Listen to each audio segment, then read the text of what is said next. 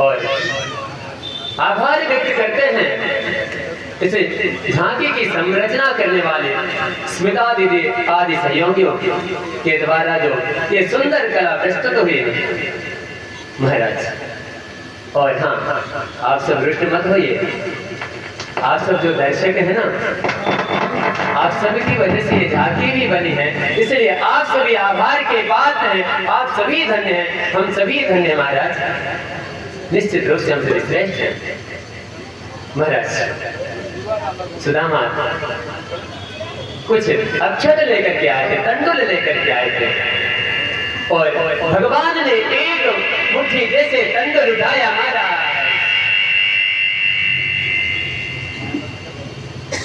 और एक मुट्ठी तंडुल जैसे पाया महाराज, पृथ्वी लोक का सारा सुख वैभव संपन्न कर दिया। दूसरी मुट्टिका का जैसे महाराज उठाया, रुक्मिणी खड़ी खड़ी वहीं देखती रही, तुरंत रोका महाराज, इतना ही काफी है, आपको भी रहना है, और भी जीव जंतु प्राणी है महाराज।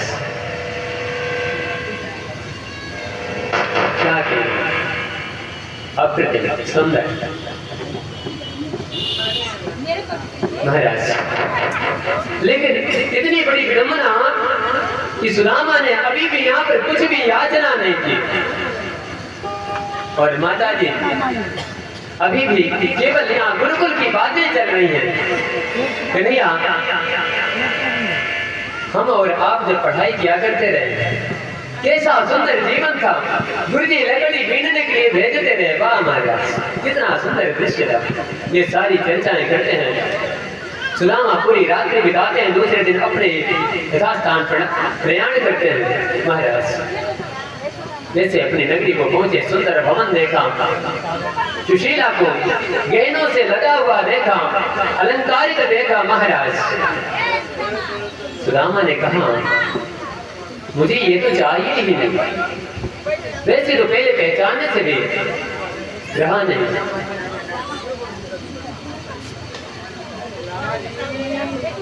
महाराज इस तरीके से सुदामा का भगवान ने कल्याण किया है।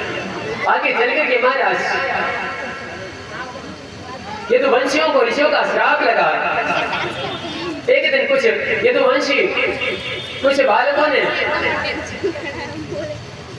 ऋषि तपस्या कर रहे महाराज, और उन ऋषियों का जाकर के विघ्न बना, और उन्होंने कहा महाराज हमने तो सुना है आप बड़े परम ज्ञानी हैं और आप सब कुछ सही बता देते हैं, और एक लड़के को सुंदर स्त्री बनाई, उसके गर्भ में कुछ घास डाली और कहते हैं महाराज ये गर्भवती है, आप ये बताएं इसके गर्भ में पुत्र है या पुत्री है।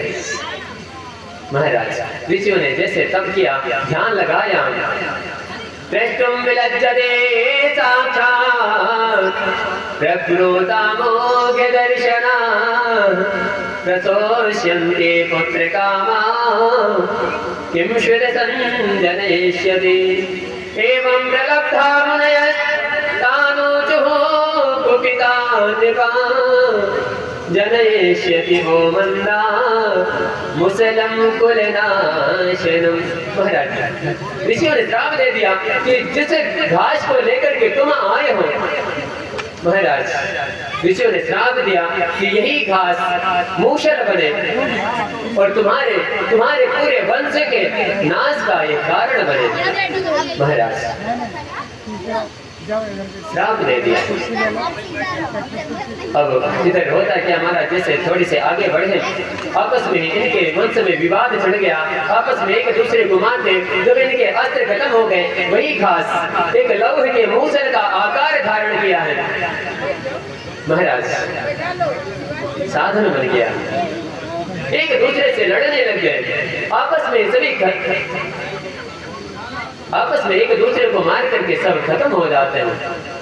जैसे कृष्ण ने देखा कि अब ये सारे मेरे वंशज तो जा चुके हैं, इधर बलराम जी महाराज समुद्र में जाकर के प्रयाण करते हैं, पर जैसे भगवान ने सुना कि बलराम भी चले गए, मेरे सारे बाल बाल सखा मित्र आदि सभी प्रयाण कर गए महाराज,